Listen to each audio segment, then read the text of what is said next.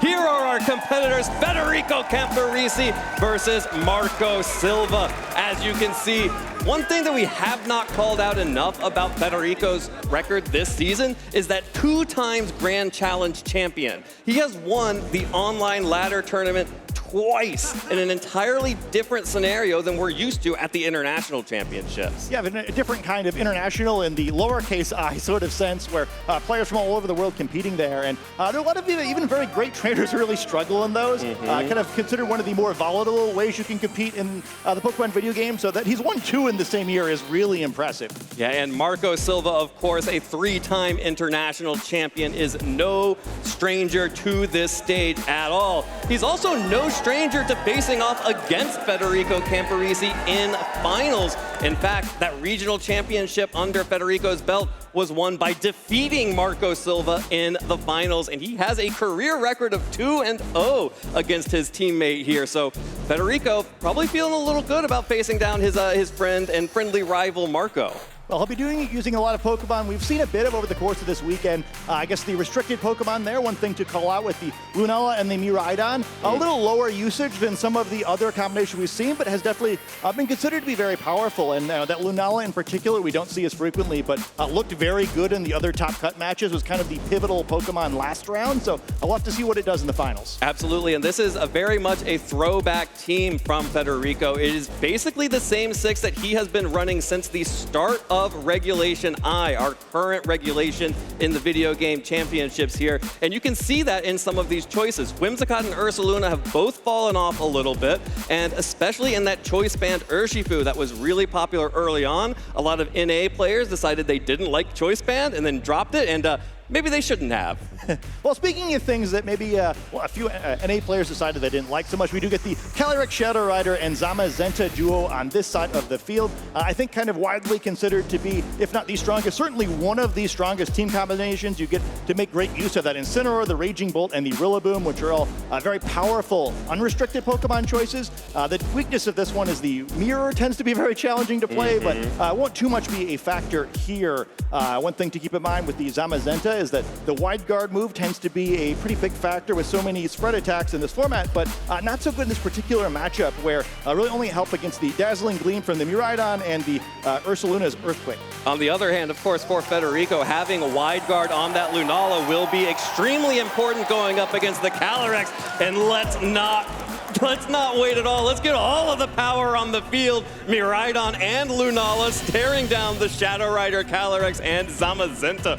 All 4 restricted Pokemon immediately. Yeah, the kind of big quirk of this format, you get to use 2 of these powerful legendary Pokemon that are normally prohibited, and we've seen Marco even choose to use none of them in his matchup, but both players choosing to bring both of them here. The trainers have told us they're expecting these matches to be a little bit volatile, right? Where one big move could maybe blow this game open, and where they're going to have to make a lot of hard reads. And this turn, very much one of those situations where lots of damage potentially being threatened on either side of the field.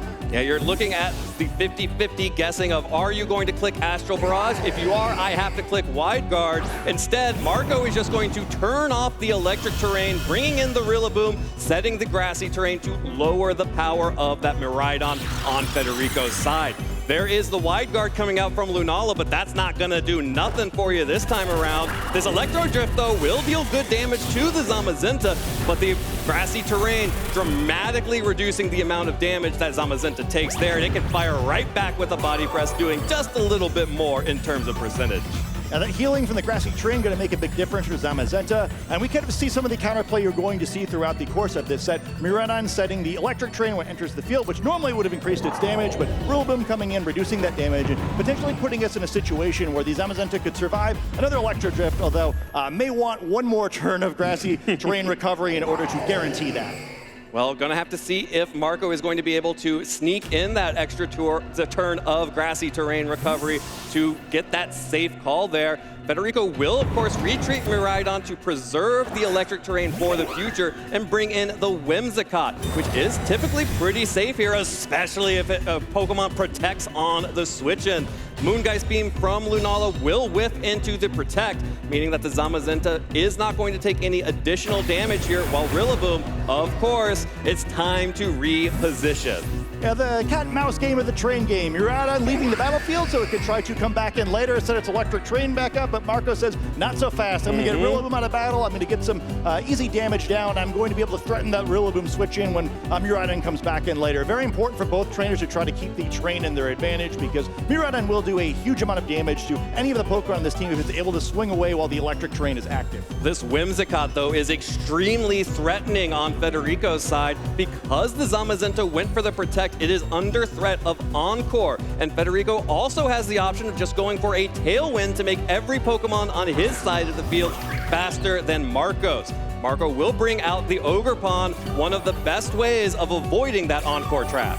Yeah, another fun situation. This Ogerpon could do a lot of interesting things. The threat of Follow Me makes it a little bit harder to click that Encore button, and if it wanted to, it could do a bunch of damage here, potentially either knocking out a Whimsicott or at least breaking the Shadow Shield of this Lunala. Of course, the danger of that is if you do knock out the Whimsicott, it uses a Tailwind, maybe you wind up in a situation where your opponent gets a bunch of momentum, getting the full turns of the Tailwind to try to take advantage, and also props for that Whimsicott at all. Typically, when you see it, usually used in the front, so having it back there may have been a little unexpected. Yeah, back Whimsicott is not something we are used to seeing at all, but here's the Tailwind making the Lunala the fastest thing on the field, and that's a Moongeist beam going straight into the Ogerpon, but Marco did not fall for the Encore trap.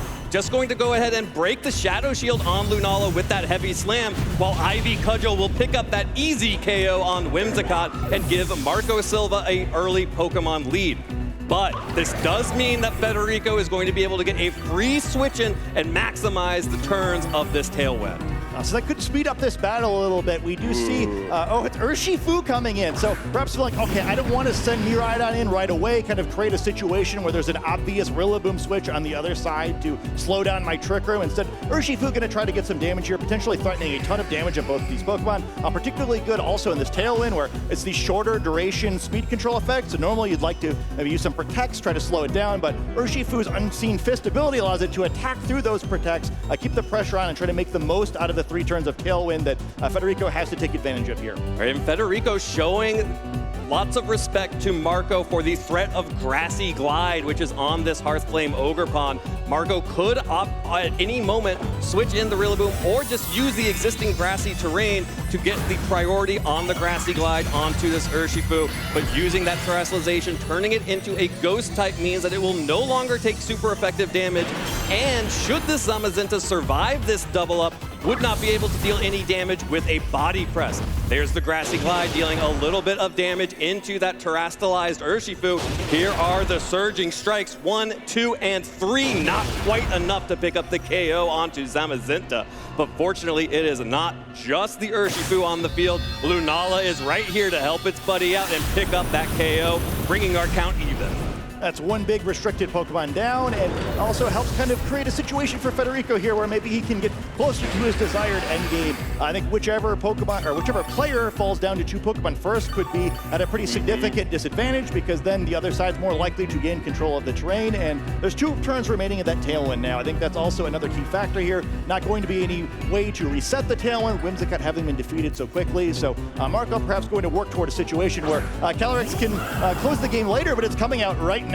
Well, the one thing that Calyrex has right now that Rillaboom doesn't is the ability to protect and start stalling out some of these turns of Tailwind, or at least threaten the ability to protect. Yeah, sort of a very interesting decision now for this Urshifu, where which of these Pokemon do you want to try to target? You don't want to guess wrong. Lunala, unlike Urshifu, does have to worry about attacking into a Protect, and hey, the other direction, both these Pokemon are now weak to Astral Barrage, so the Wide Guard becomes very tempting.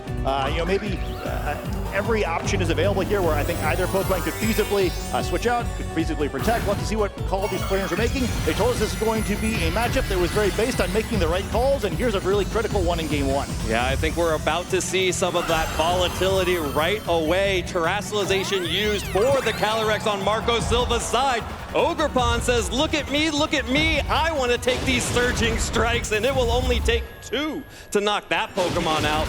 But now, the Calyrex is a Dark type, meaning that it will take resisted damage from any Ghost type attacks from the Lunala. Lunala does have the option of going for the Moonblast as well instead of the Moongeist Beam. And that's exactly what Federico calls, and that's exactly what Federico gets, and is never punished. Psychic into the Urshifu will pick up the KO on that Pokemon, meaning that Marco will be able to protect the Calyrex next turn. That is a huge Pokemon off the field, and now both players are down to their final 2 Pokemon. And the way this works out, that means Marco will have terrain control. Yeah, that could make a big difference. This Calyrex pretty low in HP. Lots of advantages as well. It's not just the opportunity to protect now, but Rillaboom going to come out here and threaten a fake out into that Miraidon slot with the Choice Specs item. You know, it doesn't have the ability to protect itself, so if he wants to, could try to pick up a knockout here, but also still in danger of being attacked by that Lunala. Going to have to play probably a little bit conservatively for this final turn. This format is very much a game of figuring out what can you afford to give up, what risk is too great. Marco's kind of committed himself to a situation now where he's wound up in the situation. Last turn of Tailwind, we'll have to figure out if he has enough left to take this game back after Federico's kind of been dictating play for the last few turns. Yeah, Federico has definitely been in the driver's seat in terms of momentum, but Marco has 2 incredibly powerful Pokemon left to counter these 2 Pokemon. You know, it's kind of weird to say that because Federico has both of their restricted Pokemon left, but if Federico does not make the most of this last turn of Tailwind, it's going to be very difficult to break through that Calyrex. Yeah, and both these Pokemon have some problems there where we see the fake out coming, the Miraidon. Lunala only going to be able to attack one of these Pokemon, certainly not going to knock out the Rillaboom. So going to wind up in a situation when the Calyrex probably going to get a chance to swing, especially with that Moonblast harmlessly going to the Calyrex's Protect. Yep, harmlessly going into the Calyrex's Protect, and now Calyrex is the fastest Pokemon on the field with the Tailwind ending. And now we're on a situation of Wide Guard or not. Yeah, always fun to have to predict it, and you know, the Calyrex protecting in the last turn.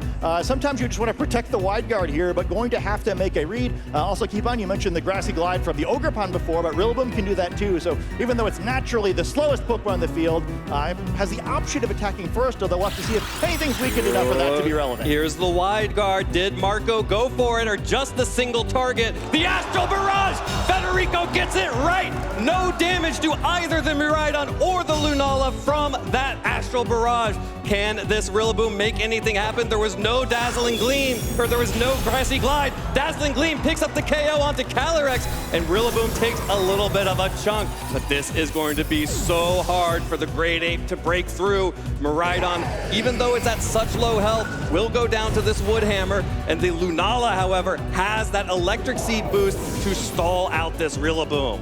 Yeah, I kind of see a big difference there. What could have happened the last 2 turns? We saw the fake out going to the Miraidon slot. Perhaps if Rillaboom had gone for that knockout, we're in a very different situation here. But Federico just kind of half a turn ahead, and Rillaboom's going to take this attack very well with its Assault Vest, but still hasn't broken the Shadow Shield on the Lunala. It might be just a little bit too weak. This is still going to hurt, but kind of a piddly amount of damage there. Might still need 2 more Wood Hammers, and you know, the Grassy Terrain's going to heal both of these Pokemon, but with Lunala dealing so much more damage, Marco could be in a situation where he's in danger of losing to Federico for a 3rd time in a row. Well, there's another Moongeist Beam. Not enough to pick up the KO onto Rillaboom, but Rillaboom will do it himself with the Wood Hammer. That's big damage onto Lunala. There's the recoil from the Wood Hammer. Rillaboom goes down. Federico Camporesi takes game 1 over Marco Silva. An excellent first game here, and I think the fun of it is, well, this could still go either way, right? Oh, yeah. As they told us, that game could have gone either way very feasibly. Federico, the one making the right plays there, able to get just enough advantage of it. That Tailwind, great job by him getting that Whimsicott in safely, setting the Tailwind, getting the sacrifice on a great turn, and was able to do a great job of taking advantage there. You know, if he'd been kind of just 1 turn slower in how he did things, I think Marco would have been able to play that one in a way that would have allowed him to turn around, but knocked out the Calyrex just in time. Absolutely, and I love how calm and composed Federico played this game. I had a chance to talk to him before this match began and talk to him about what the difference is between playing this International Championship Finals versus the other 2 that he played as a senior. And the biggest thing he told me was that when he was a senior, he felt like he was playing against people that were worse than him. Now he is finally playing against someone that he feels is better than him, so he doesn't feel that extreme pressure and expectation that he has to win this match, and he played like it. Yeah, absolutely, and he kind of played like he knew what Marco was going to do a little bit there. We kind of seen some matches over the course of this weekend where players kind of guessed wrong at the way their opponents were thinking, but both these trainers know how good their opponent is, and they can kind of make plays knowing that both sides are considering all of the viable options that they could make. All right, here we go into game 2. Federico leading the Lunala and the Incineroar. Maybe a little bit of a taunt. Don't forget that you can download Wolfie Glick's Incineroar NAIC 25 Cone Parish. You can use that in your own switch back home up against the Zamazenta and the Rillaboom for Marco. Yeah, not just a taunt, but also worth keeping in mind here, but this shows a very different hand for Federico. Incineroar didn't appear in that first game, and neither did the Ursaluna, so perhaps showing a slower option here, but the Miraidon going to make that a little bit trickier, right? Well, is that what you're actually doing? Because now he's the one who has the fastest Pokemon on the field, even though you started out with Incineroar, who's the slowest. Yeah, and unlike game 1, now there is terrain control for Federico. That body press, though, did a lot of damage to Miraidon on the switch in. That's a lot of damage on your restricted Pokemon just to get in position. And Rillaboom, though, will continue to pivot out. U-turn will break the Shadow Shield for now. Of course, should Rillaboom come back in, it will heal right back up there. It's sort of an ironic version of winning the terrain there, where Lunala would probably have appreciated one more turn of the grassy terrain, but it does give us a situation here where the Miraidon is really threatening. Assuming Federico is going for a more Trick Room-oriented setup, it's these two Pokemon who started on the field that are very important to remove. The Rillaboom very threatening to the Ursaluna in the back, where both has a natural type advantage and also can potentially use its Grassy Glide to get advantage of the priority, as well as this Zamazenta just sort of being a problem here with the Wide Guard, but we're going to see the Calyrex come in, so for now we're going quick, just like at the beginning of game 1. Well, Wide Guard is so risky here because Marco only needs a Psychic into that Miraidon to pick up the KO, but there it is. Wide Guard. Federico thinks that Marco will be going for the Astral Barrage here, and he gets it right again! Federico knows exactly what Marco is thinking every time. No damage to the Lunala, no damage to the Miraidon, and that means Miraidon gets to swing this Electro Drift for free with the electric terrain into Calyrex. Ring the bell, one-hit KO for Calyrex. Oh, that's a huge knockout. No Focus Sash here with the Life Orb. Calyrex going down, not doing any damage in game 2. That body press, though, will trade right back, so Miraidon gets the Calyrex off the field, and you know what, Miraidon, you did your duty. You can rest proud here. And now we see the Ursaluna in the back. There is the option for the Trick Room mode. Oh, it's going to come out right now. Very interesting situation here where, again, this is a format about sacrificing the right thing at the right time. Calyrex, such a powerful Pokemon. You hate to see it go down early, but if Trick Room were to go up, it's not very effective, right? It's just kind of going to be there to be a sacrifice. So, hey, maybe this doesn't look as bad as it looks. It's the Incineroar coming on the outside of the field. So both trainers feel like, hey, Incineroar is pretty good. Maybe I should use that one. Great Pokemon to catch this Ursaluna as well. Gets that Intimidate down onto that Pokemon, which just isn't going to be able to do enough damage until the Flame Orb activates. Yeah, Incineroar's got a lot to do on this turn as well. I could try to go for a Fake Out on the Ursaluna, but as we're seeing here, it has the option of Terastallizing to dodge that Fake Out. And part of the reason Rillaboom probably didn't come out there is to avoid activating a grassy terrain. That Shadow Shield still not available for Lunala, so if Incineroar is able to get a hold of it, it could do a ton of damage. Maybe trade the restricted Pokemon back. Yeah, you got two incredible targets for a knockoff here from that Incineroar as well. Either getting rid of the Flame Orb on the Ursaluna or just dealing so much damage to that Lunala, 4 times super effective damage to that Pokemon.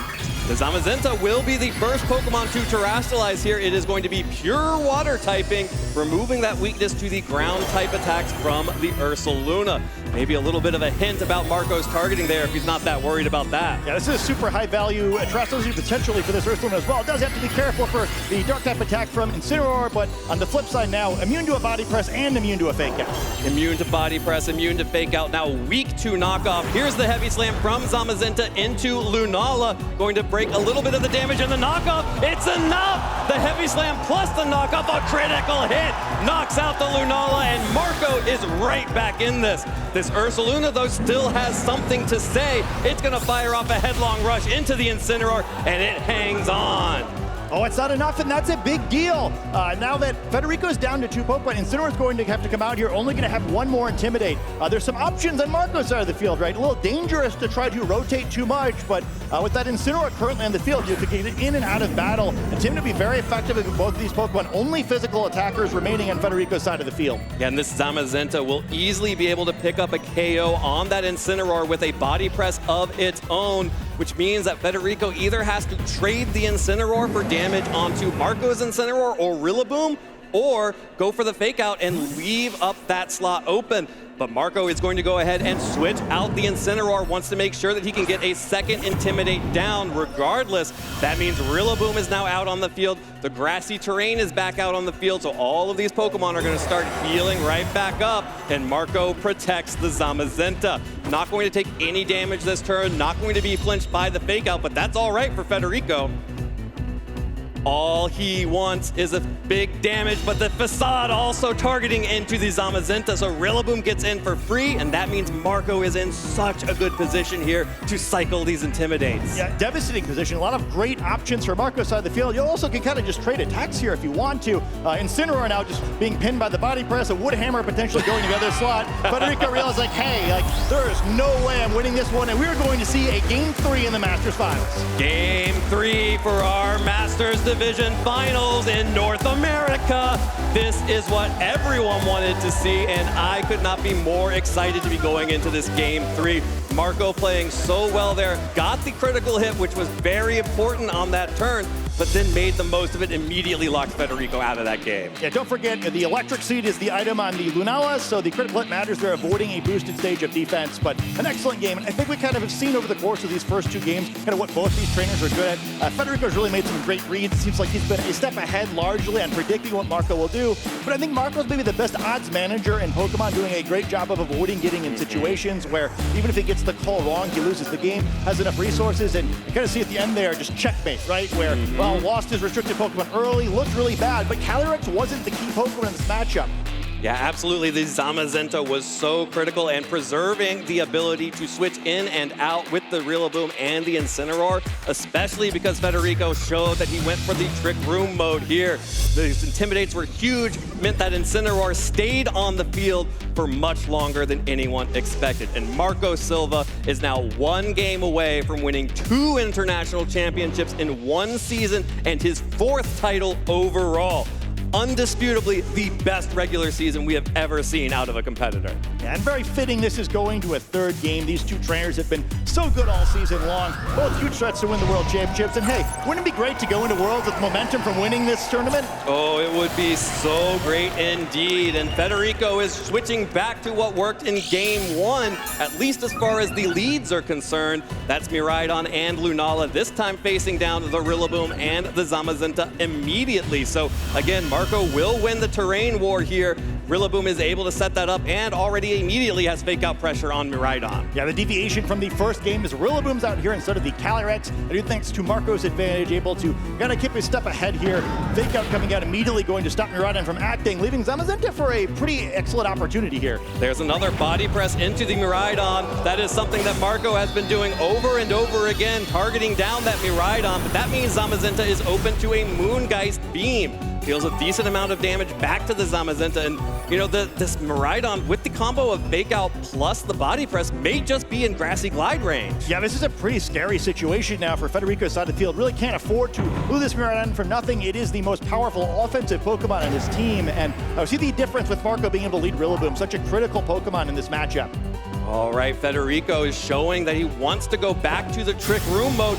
No Grassy Glide, just a raw Draco Meteor into the Rillaboom. Assault Vest doing so much work for Rillaboom as Zamazenta now picks up the KO with that body press. So Federico has given up the terrain war, but frankly, for this team, it has done its job. It has activated the Electric Seed and is happy to have this grassy terrain to set up the Trick Room and then immediately heal back up to get that Shadow Shield active once again. Yeah, that's the downfall of the Switch, right? Where previously we saw the terrain not be quite right here, but it's going to wind up full health at the end of this turn, as well as having that boosted defense. And with the Trick Room active, Lunala is pretty scary. And also, Federico, much like in Game 1, is going to be able to set his speed control on the same turn. He gets a free switch, going to get the full 5 turns of Trick Room to try to win this tournament. Oh, and Ursaluna is angry, did not lot like how game 2 went down. Now out on the field, staring down Zamazenta and Ogerpon. High value terrestrialization here, potential for Ursaluna. A scary spot though, right? You'd love to just attack this Zamazenta, currently weak to ground type attacks, but Ogerpon says, hey, not so fast. The threat of that follow me makes this play much more complicated for Federico. So very critical here. He's in a good position, but going to need to get 1 or 2 more turns right in order to really get an advantage that could make him an international champion. Yeah, and that's the thing about getting the free switch in for Ursaluna. It did not activate the Flame Orb, so there is a lot of incentive for Federico to play this slow, protect with the Ursaluna to make sure that you are definitely activating the Flame Orb on this turn. Goes on the offensive with the Lunala, so another Moongeist Beam being launched at the Zamazenta. Critical hit for Federico, but Zamazenta hangs on. Ogerpon with the Ivy Cudgel will break the Shadow Shield, deal a little bit of damage, and the Heavy Slam deal a little bit more. But I don't think that was enough damage to knock out this Lunala. Marco's going to have to stall these Trick Room turns. Yeah, that's a great bit of trading there for Federico. Able to put some important damage down the field. Yeah, Lunala looks great. We see what happens when its defense boost actually matters. One thing to keep in mind, though, if Ogerpon is able to attack Lunala again, there is that boosted critical hit rate in Ivy Cudgel, which gives it a better than normal odds of removing the effect of that Electric Seed by getting a critical hit, which ignores defense increases. And one of the risks of playing slow with Ursaluna with that protect means that Marco could easily just go for a spiky shield and a protect here, stall out another turn, just sort of see what Federico wants to do, but it's going to be the terrestrialization from the Ursaluna. Ursaluna cannot hang out as a normal ground type against the Ogerpon and the Zamazenta. We'll have to terrestrialize into the ghost type spooky Lunar Bear for everyone here as Ogerpon protects with the spiky shield, and that's also going to be a headlong rush right into it. No protect coming out from the Zamazenta, however. That leaves it open to an attack from this Lunala. There it is! It's the Moongeist Beam. Marco giving up the Zamazenta here after the critical hit. That Pokemon will go down. That means that only Rillaboom or the 4th Pokemon, which you have to assume is the Calyrex at this point, can come out. And that's really scary when you still have multiple turns of Trick Room available for this Ursaluna and Lunala. Yeah, that's only 2 down, and Rillaboom is an option to come in here. You know, so you'd love to hide that final Pokemon as long as you can. Again, you're probably assuming it's a Calyrex. So, Marco, more than any other trainer in this tournament, has proven he's willing to use unconventional Pokemon, so you can't assume for sure. Very true, and Marco is thinking very hard about what the final Pokemon will be. It is the Calyrex. So Calyrex now out on the field once again. Again, is able to protect, but unlike the other times we've been seeing the Calyrex, it is the slowest thing on the field and is immediately threatened by both of these Pokemon. Yeah, pretty awkward bit of type matchups here as well, but the advantage is the Terrestrialization hasn't been used in the side of the field. You know, maybe you could go for a big follow me and a Terrestrialization trying to get around these attacks, but it's a tough spot for Marco now. He has to get in a situation where not only can he survive the Trick Room, but get in a situation where he actually wins if he survives it. He's better than maybe anyone at the world at surviving these disadvantaged situations, but one more turn wrong is probably going to end this one. Can Marco Silva find his way out of this? 2 turns remaining of Trick Room. Ogerpon is retreating. That means that there will be no follow me coming out from that Pokemon. Instead, Rillaboom back out on the field, and Calyrex just goes for the protect. That means that there will be no damage coming out from this Ursaluna or this Lunala that did go for the wide guard here. But now, an even trickier situation for Marco. Have to imagine the only option here is to try to switch out that Calyrex and try to win with just the Calyrex in the back. Yeah, not such a bad turn though, right? At least gets through one more turn of this. Fortunately, Rillaboom coming in here normally so good against Trick Room, but now facing down 2 Ghost-type Pokemon, that Fake Out's completely useless. Completely useless, and they are both healthy, and the grassy terrain has expired. That means there is not even an option to go for a grassy glide here.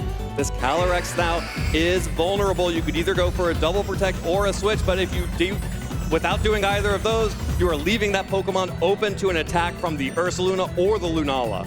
The grassy terrain also could matter here because normally would have been reducing the damage of that Earthquake, right? Yeah. Where suddenly it's also getting a little bit scarier here. Yeah, the Earthquake always an option here without the grassy terrain. Marco will retreat the Calyrex to preserve it for once Trick Room ends after this turn. The only way to ensure that that Calyrex is 100% safe was to do this. Switch the Ogerpon in instead and tank this headlong rush from Ursaluna, and it survives! single-digit health for sure on that Ogerpon, but that's all you need. One hit point is it. Ursaluna is going to take that Grassy Glide without priority as Lunala fires back with the Moongeist Beam. That's going to connect onto Rillaboom, and it survives! Both the Rillaboom and the Ogerpon on single-digit health here. Hey, these Pokemon have been trained to be international champions, and we also see the Trick Room expiring.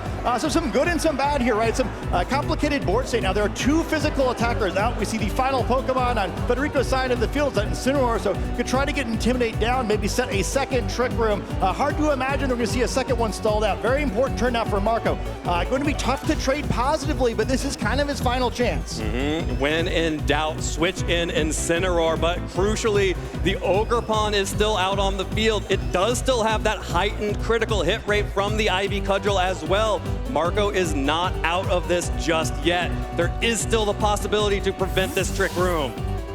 Here comes the Incineroar. It's going to get the Intimidate down onto both the Rillaboom and the Ogerpon here. Huge nerfs to both of these Pokemon's physical attack, and they're going to need every ounce of strength they have to make that happen. Spiky Shield from the Ogerpon not going on the effect at all. Instead, the Woodhammer from Rillaboom connects onto the Incineroar, deals just a little bit of damage, and will knock itself out with the recoil once again. That's going to offer a free switch in for the Calyrex, but at what cost? The cost is Trick Room. It means giving up your entire speed advantage for the rest of the game. Oh, this is looking bad. I mean, even ignoring the speed advantage now, how do you deal with this Incineroar going to resist all of the attacks left in this game? Both the Calyrex and the Ogerpon going to struggle to damage this. And hey, you can't even really focus it down, right? That Lunala is still scary, and there's still an Ursaluna, one of the scariest Pokemon in this format, with the full turns of Trick Room to potentially take advantage of here. Looking bleak for Marco, and it looks like Federico could once again defeat him. This looks like checkmate. The combination of the Dark-type Incineroar next to Wide Guard on Lunala means that this Calyrex can't do anything to Incineroar. It is untouchable in this position, and it is free to go for whatever it wants to do. Calyrex knows it can't do anything right now. It's going to protect itself while Lunala covers for an offensive attack from that Calyrex. That means it's all about Incineroar. Knock off to Hearthflame Ogerpon. That Pokemon is now down and out. And with just Calyrex under Trick Room and 3 Pokemon, Federico Camporesi is going to defeat Marco Silva once again. Nothing he can do here now. What an excellent set by both players, but the Trick Room mode able to work this time. Didn't work in game 2. We'll see the Terastallization. Marco not giving up, doing everything he can to keep himself in this game. This will allow him to survive a knockoff, but there's still no path to actually damaging this Incineroar. Yeah, here is the one thing you can hope for, is that Federico makes a mistake and goes on the offensive with this Lunala using Moongeist Beam to stop very effective damage onto that Pokemon, but Federico doesn't. He goes for the Moonblast. Federico Camporesi is your 2025 North America International Champion. Excellent season by him so far, capping it off with an international championship victory. What a great set. Looked great, really, in all 3 games, able to win 2 of them pretty decisively, and then what an exciting final game. Props to Marco as well, such a great player. Didn't give up until the very end, but just a fun matchup there. I think both sides had some great reads throughout the course of the set, and Federico able to come out just a little bit ahead.